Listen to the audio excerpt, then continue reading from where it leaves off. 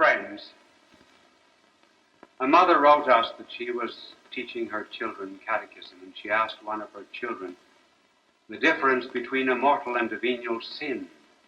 And the little girl said, the mortal sin makes God angry, and the venial sin makes him nervous. Many people today do not really understand our times because they're too close to them. They are immersed in a succession of events and judging today by yesterday and tomorrow by today. When the hand is too close to the eye, cannot see the horizon. When we're too close to events, we cannot understand them. Our blessed Lord said that would always be true. One day he said to the Pharisees, in the evening when the sky is red, you say tomorrow will be fair. And in the morning when the sky is red and lowering, you say the weather will be foul. How is it that you are able to discern the skies and cannot understand the signs of the times? Do we understand the signs of our times? What do they portend? To know, we have to have a standard. You set your watch by something outside of yourself, and outside of the watch, you do not say, now, this is my idea of time. So there ought to be some outside standard. And the outside standard is God's way of judging things. And I wonder what he thinks of our times. I think he would weep at our times. He wept 3 times in his life. Once at the death of a friend, Lazarus, when he saw the dissolution of a body, the penalty of sin. He wept once again for the death of souls in the Garden of Gethsemane, when the blood began to pour from his body, and each drop fell like a crimson bead, forming a rosary of redemption above the olive roots of Gethsemane. And the 3rd time he wept was over a civilization. Maybe our times, they would draw tears from the eyes of the God-man. And when, as the great patriot, he wept over a civilization, he said that there were 3 moments in every nation's history. There are 3 moments in every civilization. The first is a moment of grace and a moment of blessing. The second is a moment of blindness. And the third is a moment of judgment. First of all, a moment of grace and blessing. Our country has had that. And our great founder, Washington, and Lincoln, who said that we have been blessed as no other country in the world has ever been blessed. And we have been blessed too in our Constitution, which none of us want to change.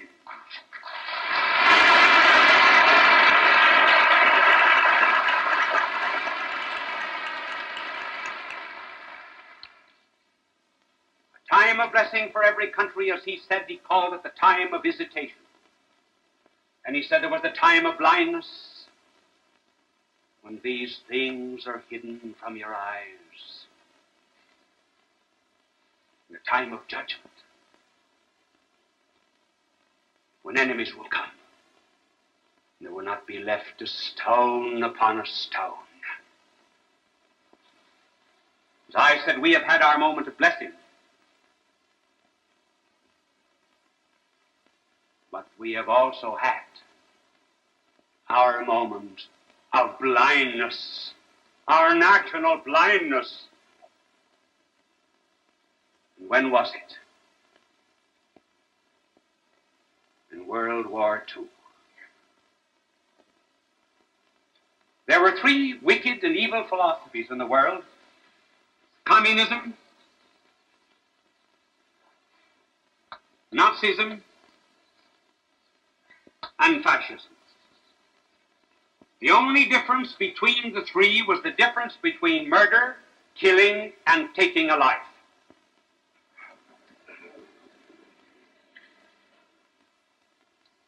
But in our moment of blindness, we said only two of these are evil. One is good.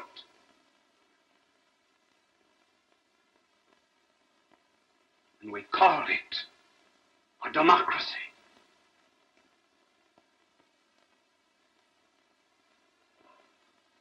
How the Jews who know the Old Testament could have told us that we were wrong. For the Jews had heard their prophet Ezekiel say, "Woe to those who go down to Egypt, trusting in horsemen because they are many, and in horses because they are strong." These people who knew their scriptures in those evil days could have said, "Woe to those that go down to Russia for help, trusting in Cossacks because they are many, and in tanks because they are strong."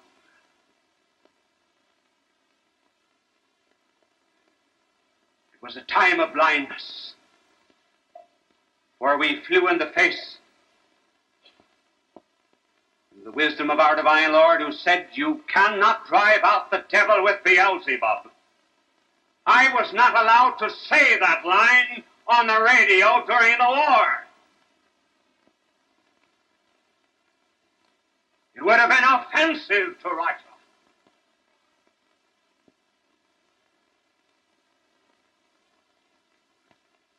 Remember, our Lord told the story of a soul that he compared to an empty house. The devil was driven out. And then the devil got 7 other devils worse than the first. And they came in and dwelt in the house. The last state of the man was worse than the first. And that is what we have done. We have driven out the devil of Nazism, the devil of fascism.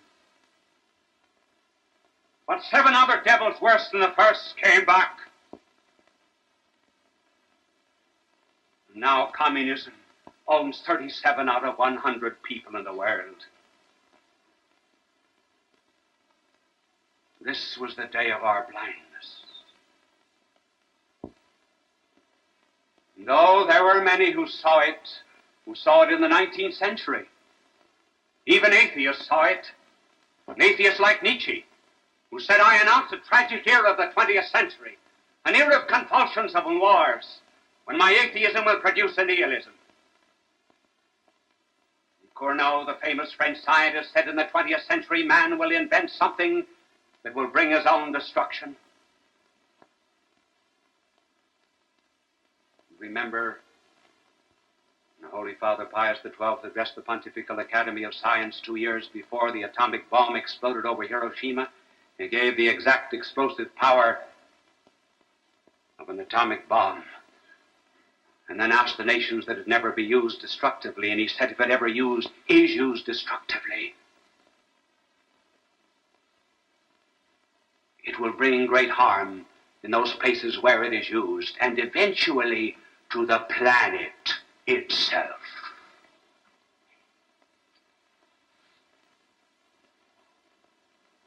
It makes one think of the words of Jean Coeur, the French publisher. At the end of the 19th century, Jean Coeur was visited by 2 distinguished scientists of France, Claude Bernard and René Berthelot. These men explained some of the destructive power of chemistry. And then they said to the publisher, we have just begun to lisp the alphabet of destruction.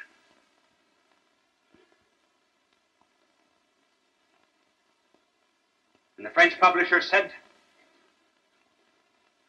and he said that when that day of destruction comes, I think that Almighty God will come down from the heavens like a night watchman rattling his keys. And he will say to the world, gentlemen, it's closing time. then we will have to start all over again.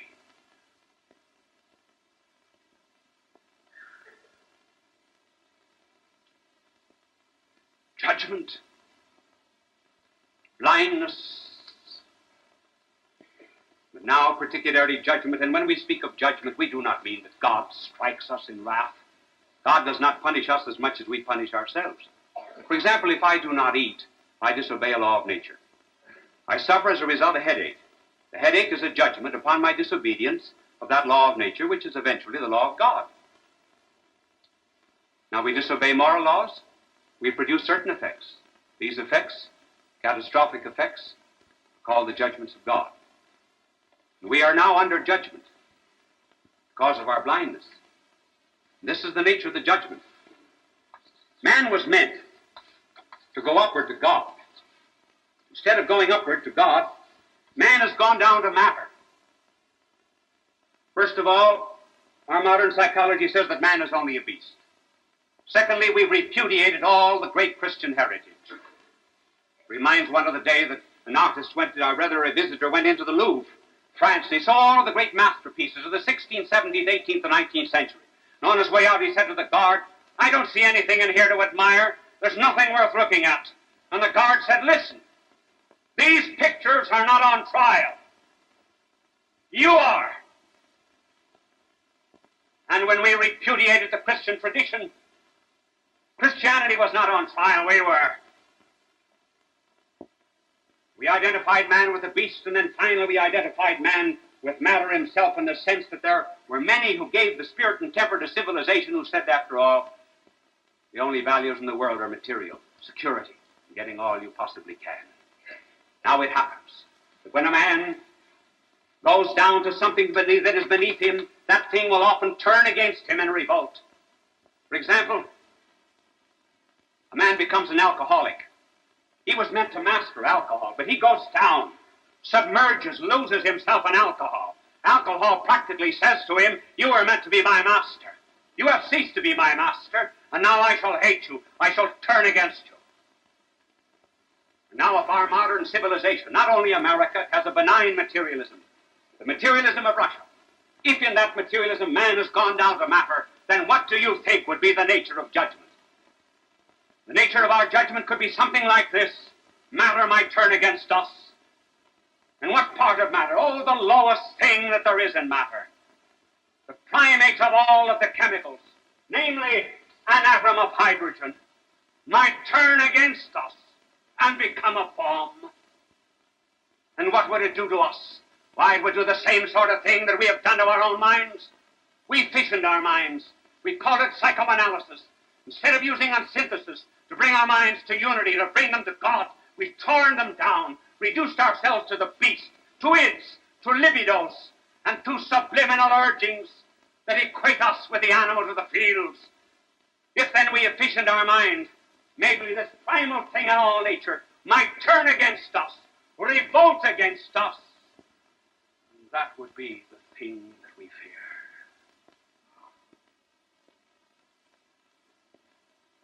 That would be judgment. And so many say today,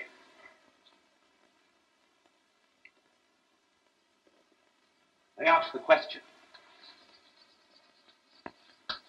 must we die? What a foolish question that is. Must we die? Are we beasts? Is there no other power that we know except the power of atomic fission? Have we forgotten the omnipotent power of God? More than that, there's nothing to fear about an hydrogen bomb or any other kind of atomic bomb. God lights the sun with atomic energy. An atomic bomb, atomic energy is just as harmless as a match. I give any of you a match, you're not fearful of it. But suppose I give a match to an arsonist. You're afraid. Therefore, there's nothing to worry about atomic energy. We have to worry about atomic men. That's our worry. And who are atomic men? Atomic men are those who identify themselves solely with this world, who think there's nothing else. And then they discover that the world's rewards are not equal to the world's pains. Then they feel they've been cheated, just as a man would hate a woman because she has not given to him all the pleasure that he thought and all the heaven that she promised. And as he may turn against that woman, so too these men who find that the world has betrayed them in loyalty to God and has not given them rewards equal to their pains. They are the kind of men that would want to revolt and destroy it. Those are the atomic men. It's not atomic energy we have to fear, not hydrogen, a gift of God. Why do we ask, must we die? As if we were quadrupeds.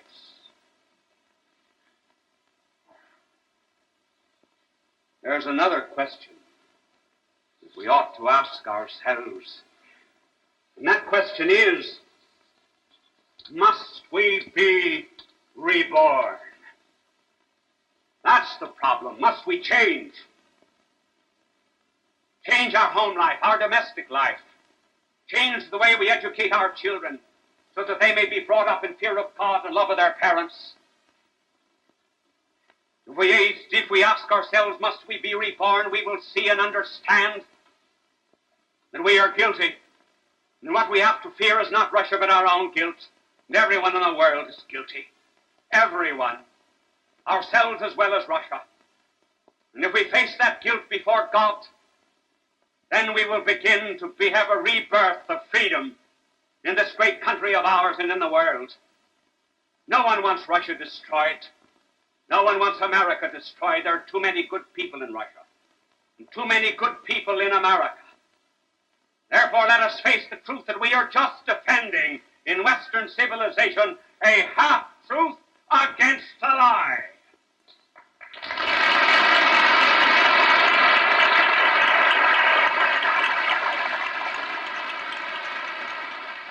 A half-truth.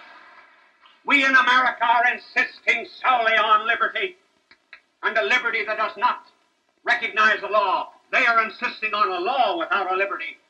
We are insisting on rights without duties, and they are insisting on duties without rights. And therefore we both need to be changed before God. And if therefore there is sin and guilt that we have to face, well then, to whom shall we look? It might be well for us possibly to go back and look at a great battle that took place between the master man of mind of evil, Goliath, and that great Jewish shepherd boy who later on became a king, David. And the giant Goliath was panoplied in armor from head to foot. And King Saul, the king of the Jews, put his armor upon David to go out to meet Goliath. And David took it off. He could not walk in it. He said, no, I shall go forth to meet Goliath in the name of the Lord of hosts. And he went to a tree. And he took from out a tree a crotch. And he made out of it a slingshot. And then he went to a brook. And he picked up from the brook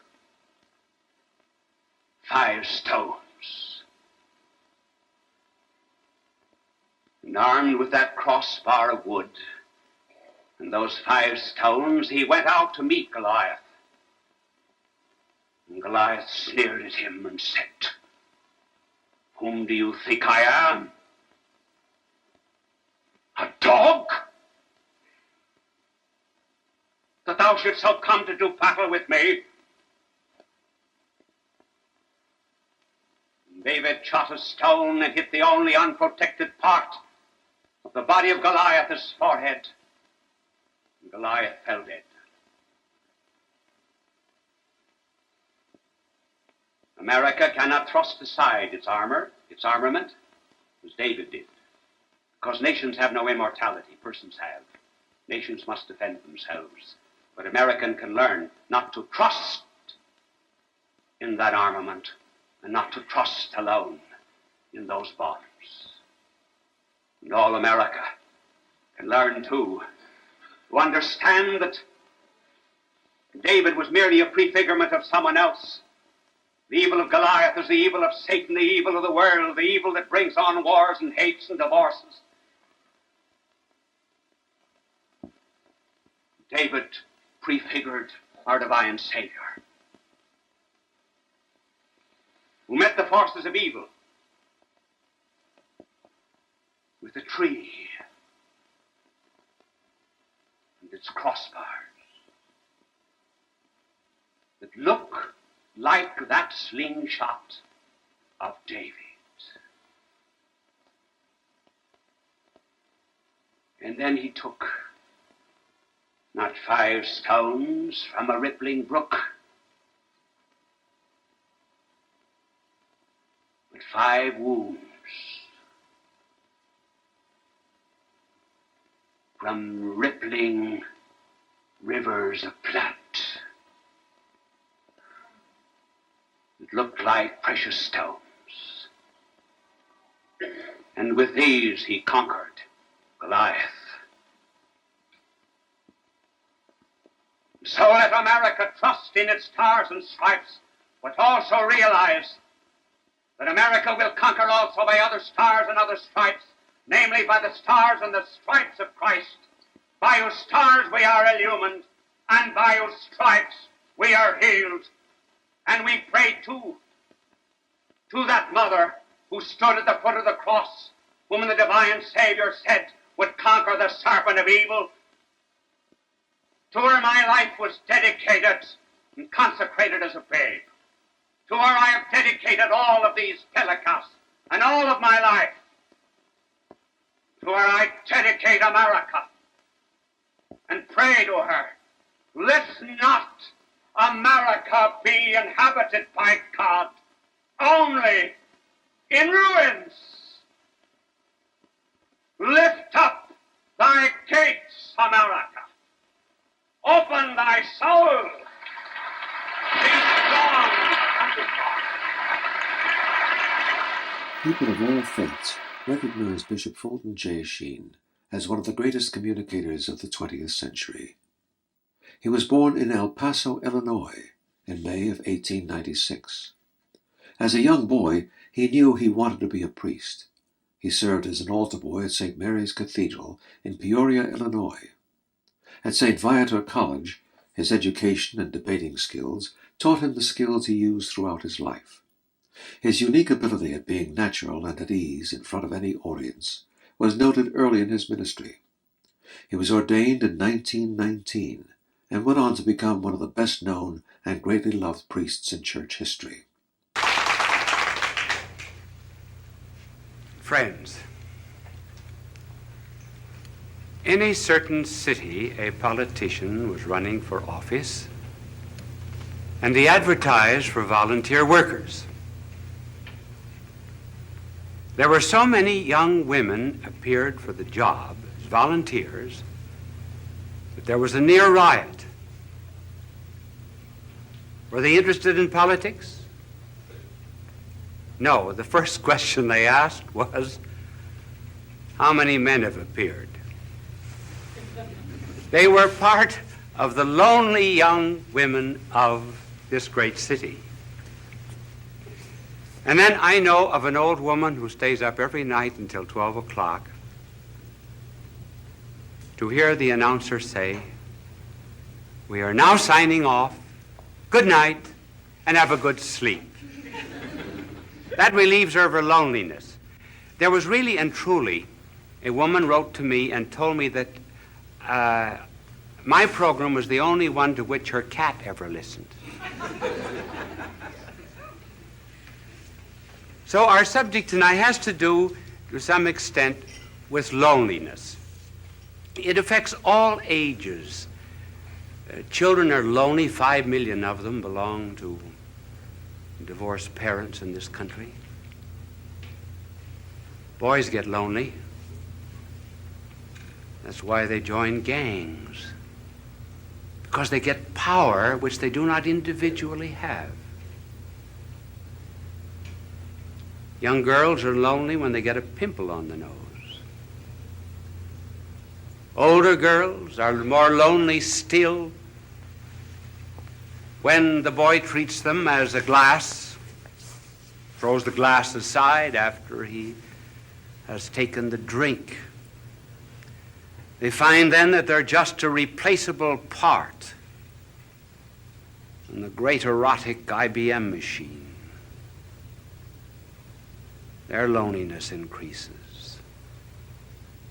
Then there's the loneliness of leadership, being the top man on the totem pole.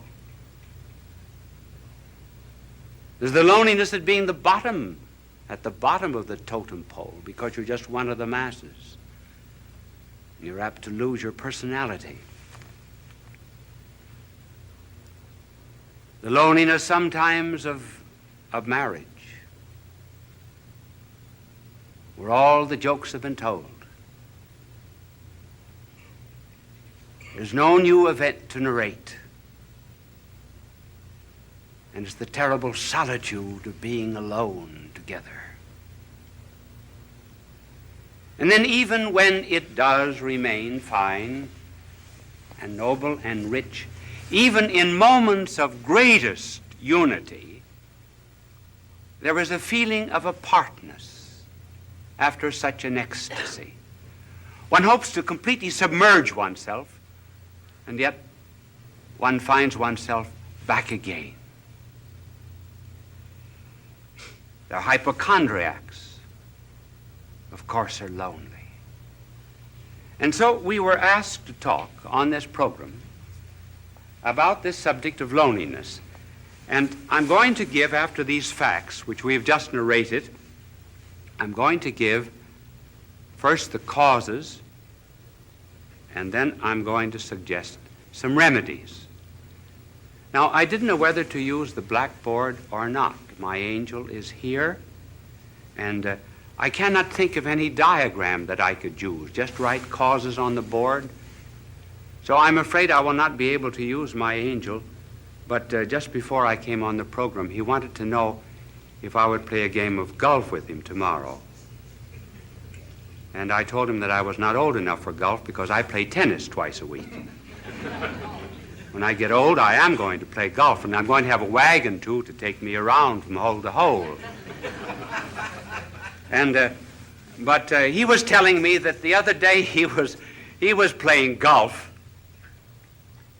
and he drove off 225-yard hole it was, and the ball went right into the cup. And he looked up to heaven and he said, "Dear Lord, let me do this by myself."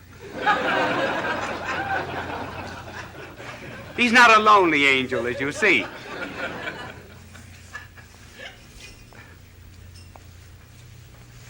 Now, what are the causes of loneliness? Well, one of the causes of loneliness has to do, first of all, with the lonely people themselves. And another reason why they are lonely is because of people who are not lonely.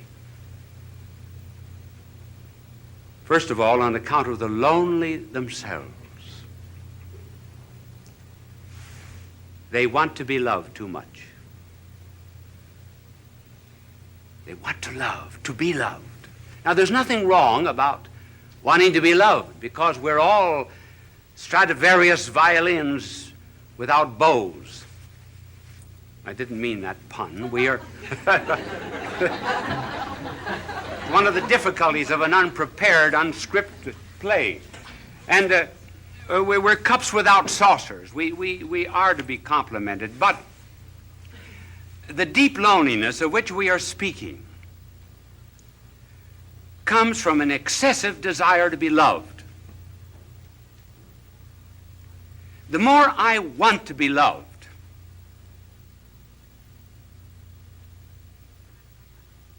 the less I am loved. The less I'm loved, the less lovable I become. The less lovable I become, the less I am capable of loving others. And that's how, by a desire to seek only oneself and to please oneself, one gets caught like a bird in a fowler's net. And the more one struggles to get out of this loneliness, the more one is captured by it. Just take some concrete examples of this desire to be loved. I know of a mother whose daughter was away at college. And she used to call up the daughter every night. Would keep the daughter on the phone for an hour and protested to the daughter that she was not appreciated as she should be.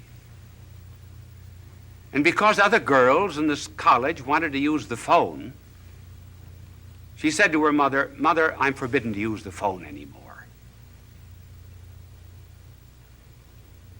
One day, the superintendent had sent for her, and she was unable to answer the phone, and she told her mother,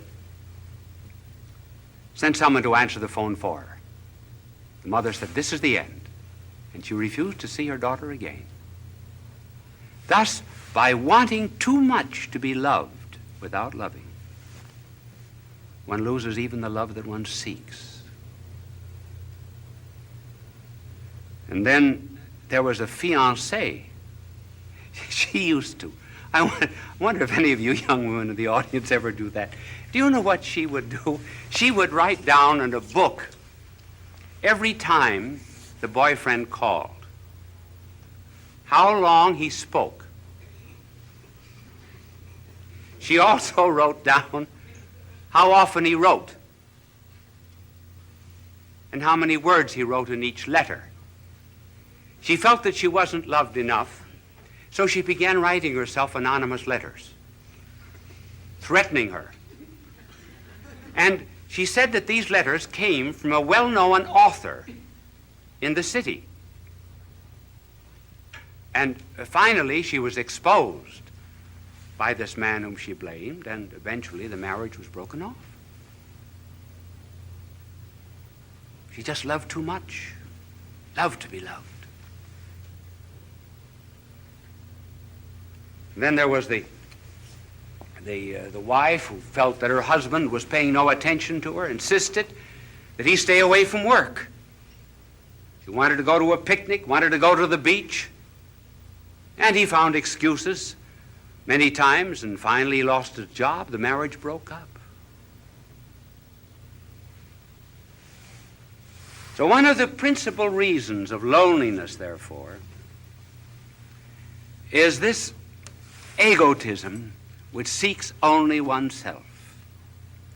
And you can already see the cure anticipated by the mere fact that we mention this cause. But then there's another cause of loneliness, and that's on the part of the people who are not lonely. They do not bring any love to these people.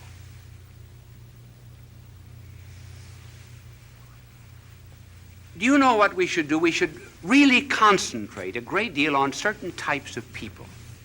We should concentrate on the unfortunate, on the poor, on the socially disinherited, on the unloved, particularly the unloved, and on the ugly. And we bring love to them. We put love into them. Then they become lovable. Now, for example, you are very lovable to God. Did you know that?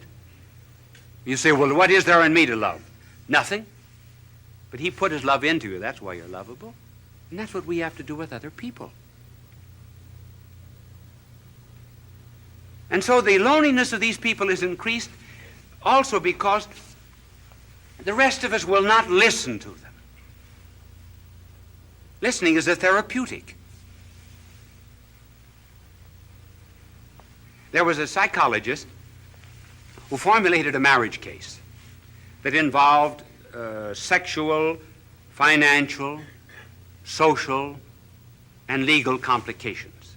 He went to 100 clergymen and 100 priests to present the story, and he carried a stopwatch with him. Do you know how long they listened? The average was 2.5 minutes. Then off-the-cuff answer. They refused to listen. They refused to care. George Bernard Shaw has something rather good on that subject. In his play St. Joan, King Charles says to Joan, "Why do not the voices come to me? I am the king." And Joan answers, "They do come to you, but you do not hear them. You have not sat in the field in the evening listening for them. If you prayed from the bottom of your heart and listened to the thrilling of the bells and the trilling of them after they had stopped ringing, you would hear the voices, just as I do." In other words, listening is a therapeutic, a cure for lonely people. We do the same thing with our prayers. We wouldn't do to a doctor what we do to God. Would we go into a doctor and mumble off all of our symptoms and then say, "Bye, doctor"? Not listen. So listening on our part, refusal to listen, is one of the causes that intensifies this forsakenness. Now, what is a cure? Well, there are several cures, and we will just have time to mention one that is very important, namely caring for other people. When we're lonely, go out and serve. Then loneliness goes out through our fingertips. Our heart opens. The Chinese have a proverb, if you're without shoes, go out and find a man without any feet.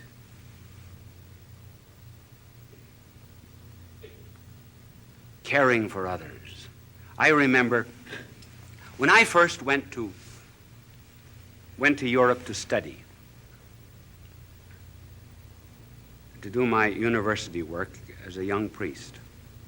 The first Christmas I was lonely. I was really lonesome.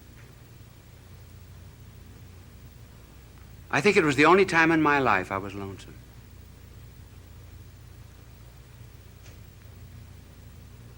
What would I do?